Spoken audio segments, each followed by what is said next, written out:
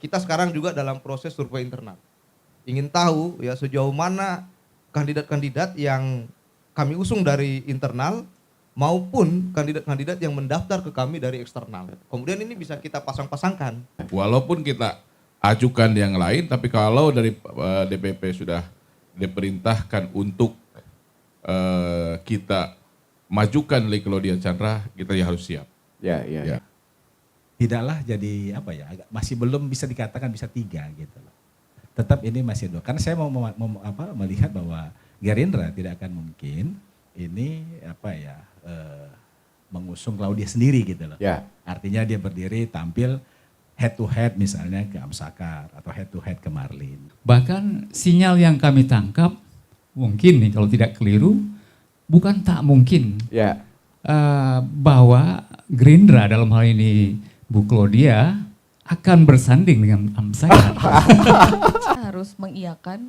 Kalau dulu kita bicara Jokowi effect, sekarang ada Prabowo effect. Prabowo effect, lebih ke Prabowo effect ya. Tidak langsung itu salah satu efek yang sedang kita rasakan hari ini.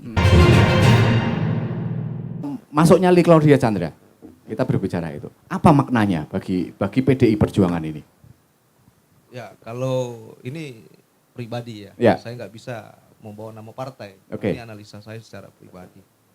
Secara pribadi saya melihat inilah seperti yang kita sudah diskusikan di Mata Corner Ya. di waktu yang lalu juga ada Bang Surya. Saya yakin bahwa akan ada 3 calon dalam kontestasi kali ini.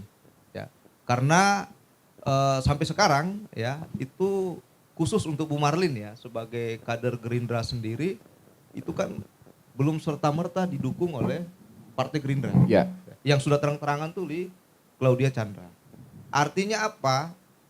Artinya memang sepertinya DPP itu menginginkan Lee Claudia Chandra. Ya, dengan kondisi yang ada. Ya, terlepas ada dinamika di Partai Gerindra yang kita dengar ada kabar burung, tapi juga saya nggak bisa menyampaikan itu karena dapur partai masing-masing ya. Ya. Sehingga 3 poros itu sangat memungkinkan. Jadi kemungkinan 3 poros. Ya, karena kan kita 3 poros itu mana aja? Ya, ada Gerindra, Amsakar, ya. dengan partainya atau diusung atau tidak kita lihat nanti. Ya. Kalau dia diusung ini 3 poros.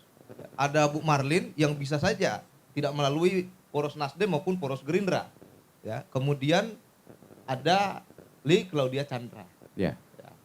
Jadi kita sekarang ini yang kita tunggu, publik tunggu adalah ini diusung nggak Amsakar dari Partai Nasdem? Ya. Kemudian diusung nggak Bu Marlin dari Partai Gerindra? Ya. Kalau tidak, maka yang saya sampaikan tadi bahwa ini 3 calon itu udah pasti. Ya itu analisa saya secara pribadi, ya, Mas Agus. Ya. Jadi kemungkinan 3 ya. 3 calon.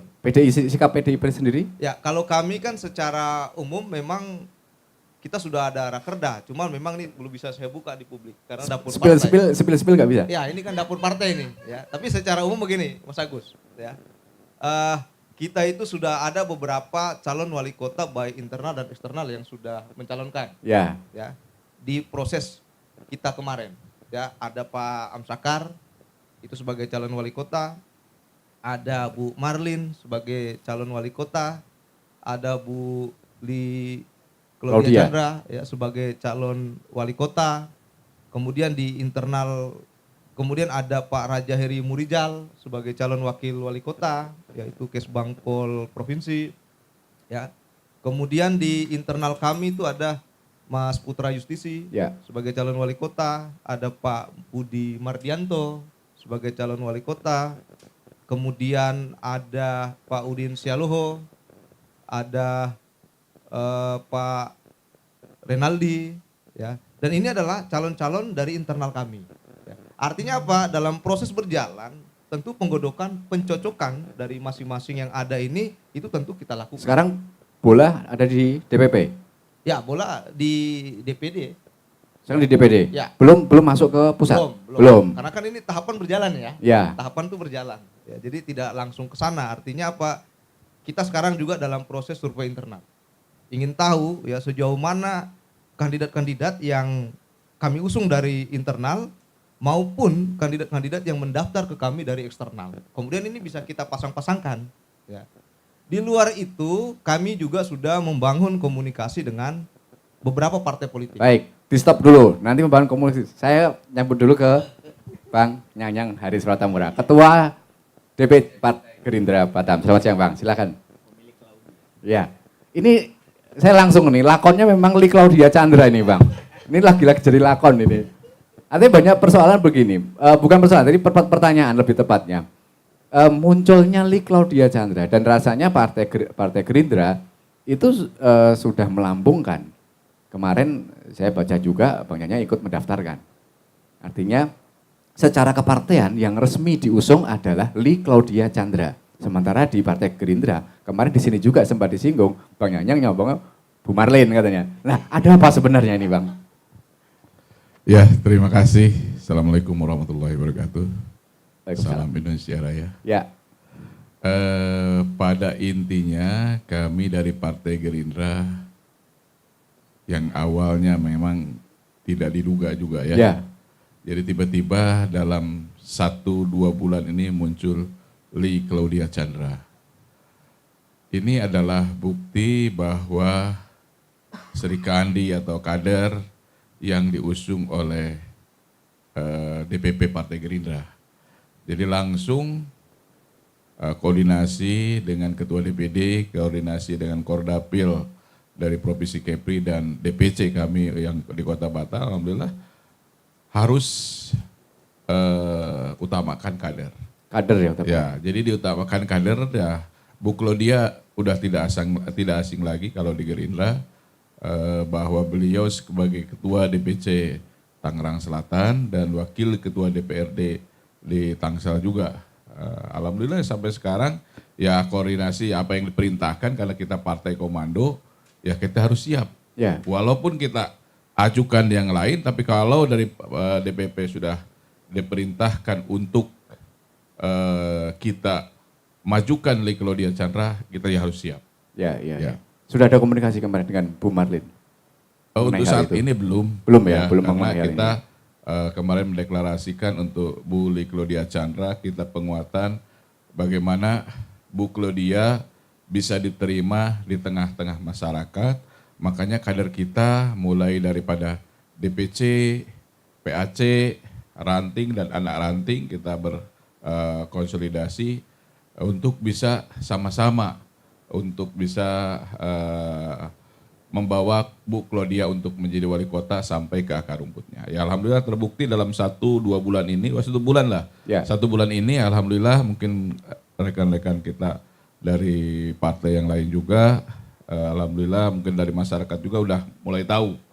Dan saya juga udah koordinasi dengan kawan-kawan kita dari sejawat dalam hal ini, sama-sama ketua ataupun kita dengan partai lain dan sudah mendaftarkan. Kemarin saya mendaftarkan terakhir Pom Purwir dari P3 juga sudah, dari kawan saya juga nih dari PD Perjuangan juga sudah mengalihkan, dari PKB, Hanura, PKN,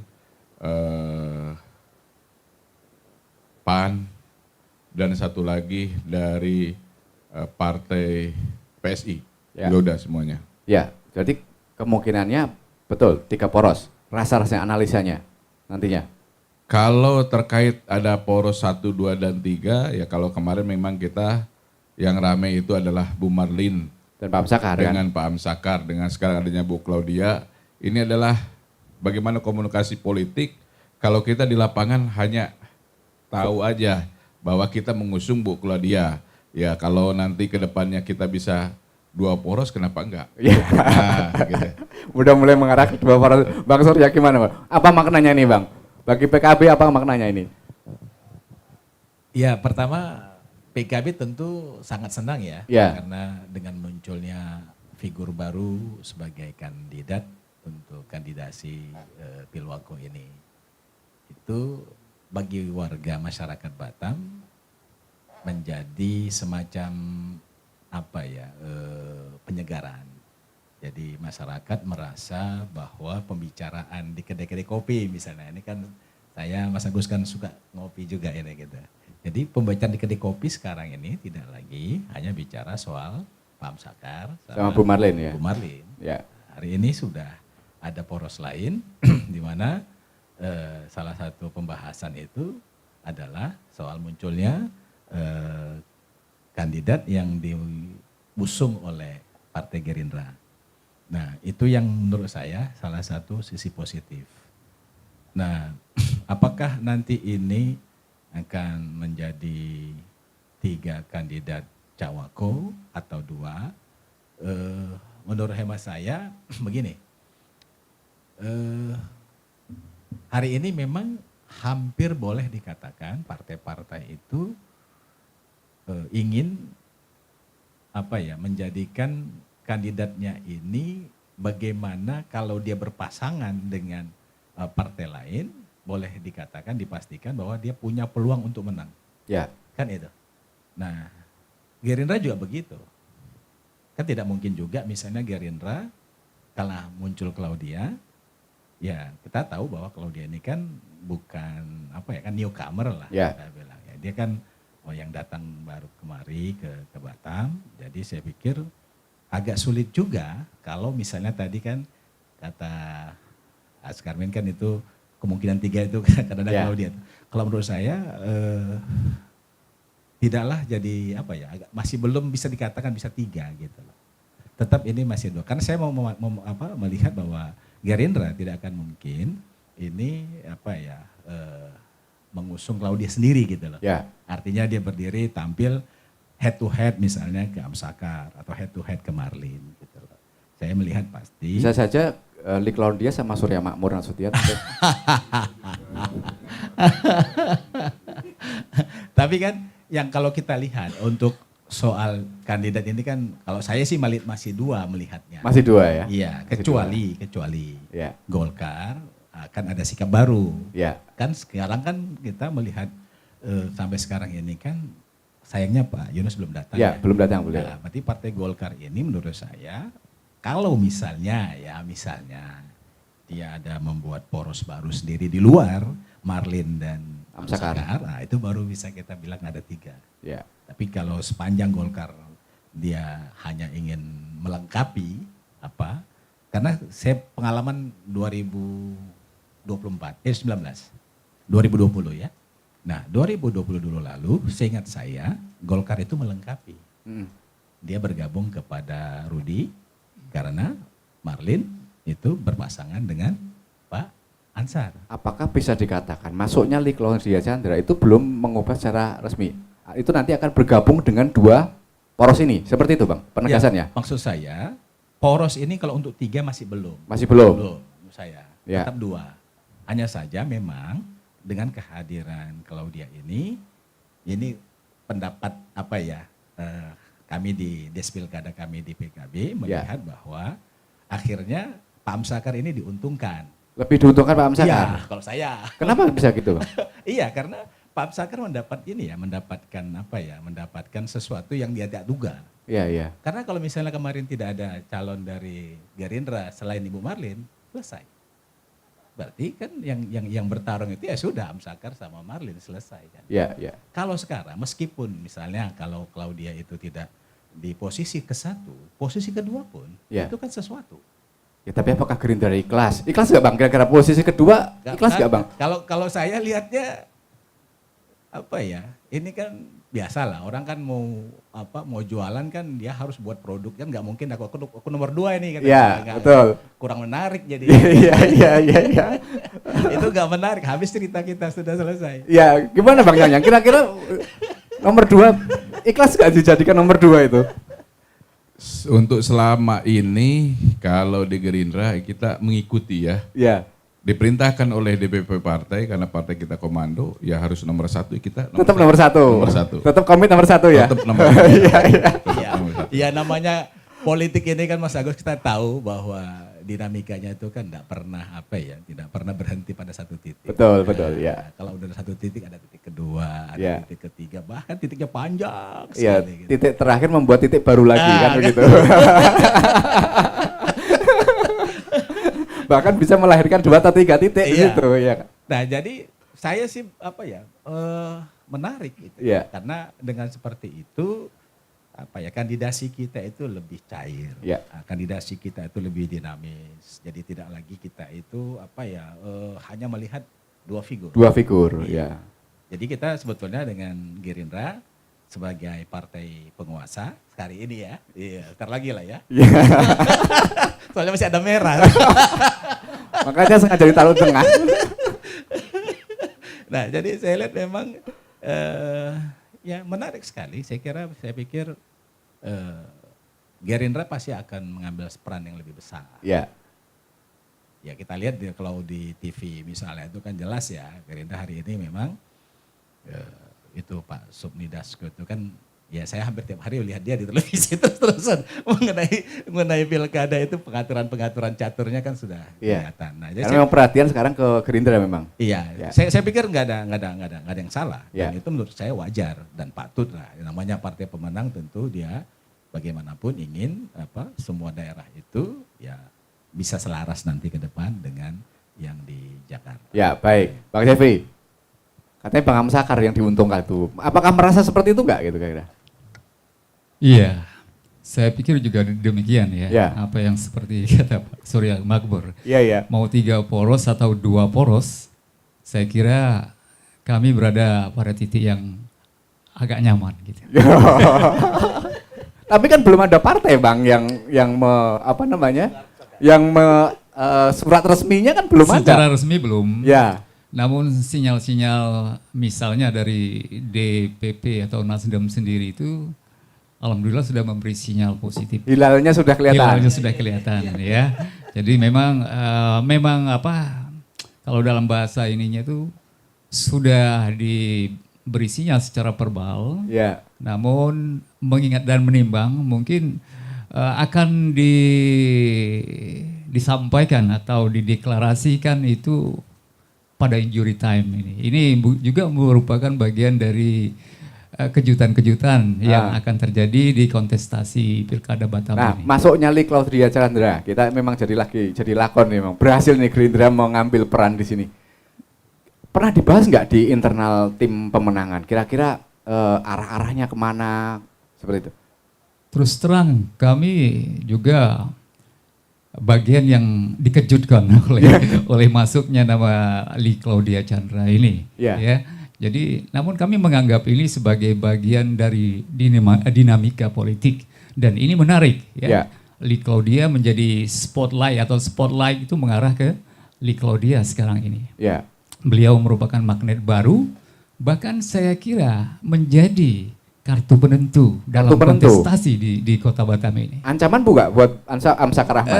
Kami tidak mengatakan itu sebagai ancaman, bahwa karena kita berpikir membangun Batam ini adalah kebersamaan. Ya. Jadi bukan permasalahan rivalitas. Bahkan sinyal yang kami tangkap, mungkin nih kalau tidak keliru, bukan tak mungkin bahwa Gerindra dalam hal ini Bu Claudia akan bersanding dengan Amsakar. Iya. Begitu ya. Besar mungkin sebuah gitu mimpi yang bisa menjadi kenyataan. Ya akan disandingkan. Harapannya begitu. Iya, begitu. Ya. Kalau memang itu terjadi, saya kira hitung-hitungan dalam kontestasi yang selama ini diperhitungkan mungkin 80-20 antara head to head misalnya dengan rivalnya Amsakar, ini berbalik gitu. Jadi berapa? Makanya saya katakan ya minimal 70-30 lah. Dan kami juga merasa selama ini kan Pak Amsakar telah melakukan komunikasi yang cukup baik, intens dengan kawan-kawan di lintas partai, menggunakan momentum-momentum yang mungkin diskusi-diskusi kecil, namun arahnya adalah bagaimana sama-sama membangun Batam ya, mengajak kawan-kawan partai lain untuk ayo kita sama-sama nih membangun Batam. Kalau istilahnya mau main cepat berarti beliau maju sendiri, artinya begitu. Tetapi ketika ingin main jauh, ayo kita bersama-sama. Ya. Demikian gitu. Ya, baik. Ke Mbak Lina nih, ini perlu analisanya gimana nih Mbak? Silakan Mbak. Ya, analisanya sebenarnya modelnya agak mirip sama ya Mas dengan kita bicara pemilu yang beberapa waktu lalu begitu. Tapi bahwa hari ini sebenarnya kita harus mengiyakan, kalau dulu kita bicara Jokowi Effect, sekarang ada Prabowo Effect. Prabowo Effect, lebih ke Prabowo Effect ya? Tidak langsung itu salah satu efek yang sedang kita rasakan hari ini gitu. Jadi kemudian munculnya gede mana kira-kira? Jokowi Effect, Prabowo Effect dibandingkan yang dulu? Sudah bisa dilihat? Belum bisa sih Mas, belum itu bisa. Kayak bicara duluan mana duluan telur, mana ayam gitu. Yeah. Tapi bahwa sebenarnya kalau bacaan kami gitu ya di akademisi melihatnya ini sebenarnya ada arah untuk isu putra atau putri daerah. Oke. Itu jarang untuk dibahas, tapi sebenarnya pola-pola komunikasi yang dibangun hari ini oleh teman-teman saya yang ada di ruangan ini begitu itu sebenarnya sedang mengkomunikasikan politik. Jadi kalaupun penyampaiannya itu diplomatis, arahan partai, pendapat pribadi, tapi itu kan melekat sebenarnya. Karena mereka berangkat dari partai, tapi itu adalah bangunan dari komunikasi politik itu sendiri. Oke, menarik. Kemudian satu lagi, apa tadi? Isu putra atau putri daerah, kemudian kita nggak bisa lagi lepas dari bicara politik uang, kita bicara mesin politik juga hari ini, ya partai politiknya, ya pendukungnya, ya semua yang ada di akar rumput begitu. Kemudian variabel lainnya yang juga bagian dari pilkada itu sendiri. Nah, perkembangannya, kalau kita berbicara pada putra putri daerah, apakah itu masih relevan ketika itu dibicarakan sekarang di kontestasi sekarang ini? Mungkin untuk beberapa tahun yang lalu masih gitu mungkin. Apakah sekarang masih relevan gitu? Relevannya itu sedang dibicarakan Mas, hanya saja beda konteks gitu. Misalnya begini. Kenapa kemudian di beberapa pemberitaan, baik diskusi secara offline maupun online begitu ya, media online, semuanya menyebutkan di mana tempat lahir dari si kandidat yang bersangkutan. Dari 3 ini kan diungkit terus di mana dia akan dilahirkan. Nah dari situ arahnya sebenarnya mau menasbihkan tuh, apakah orang baru, apakah orang lama begitu.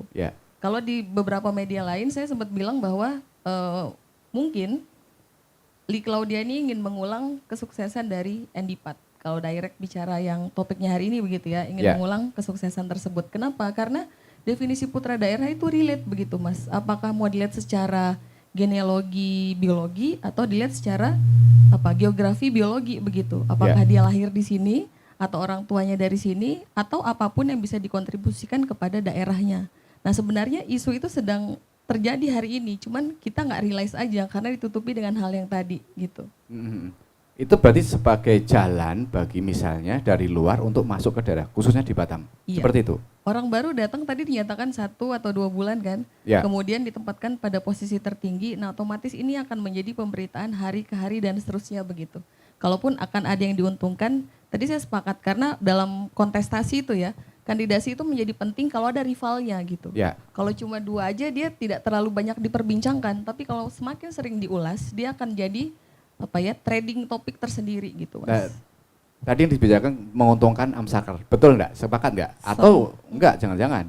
Semua diuntungkan sih. Semua diuntungkan? Semua diuntungkan, karena model komunikasinya lagi saya bilang ya, arahnya kan sekarang Prabowo Effect tadi ya, jadi semua sekarang core-nya tuh lagi mengarah pada model pola-pola Gerindra begitu. Tapi bahwa juga dia akan perlu kolaps dengan partai lainnya, itu yang kemudian membuat kita hari ini sebenarnya para petinggi partai ini sedang basa-basi sebenarnya. Basa-basi ya? Basa-basi menurut saya. Karena belum direct gitu Mas. Belum direct menyatakan itu. Ya memang kalau bicara politik kan pasti udah itu dinamis sekali begitu ya. Tapi saya lihat polanya kurang lebih sama. Artinya hari ini kan yang kita mau cerdaskan itu masyarakatnya. Ya basa-basi itu, dibalik basa-basi itu apa sebenarnya yang pengen dituju? Ya tetap kekuasaan sih Mas. Kekuasaan ya, larinya kekuasaan. Komunikasinya tadi, maksud saya komunikasi yang dibangun itu kenapa tidak direct gitu. Mari kita cerdaskan juga masyarakat kita agar kesannya tidak hanya ini pertarungan elit-elit saja begitu. Masyarakat di akar rumput sana tuh nggak terlalu tahu bagaimana perdebatan seru yang 4 hal tadi yang saya sampaikan ini. Tapi mereka lebih pada hari ini siapa sih yang bisa memimpin Batam ini dengan lebih best gitu. Karena Batam kan kalau bicara di Kepri itu emang lagi jadi sorotan sekali kan. Ya, baik. Baik, Tribuners, sebenarnya kami juga kemarin sempat mengundang dari tim Bu Marlin, cuman karena kesibukan jadi tidak bisa hadir. Makanya yang saya hadir sekarang dari tim Pak Amsakar. Sehingga tidak ada dusta di antara kita. Download Tribun X sekarang. Menghadirkan lokal menjadi Indonesia.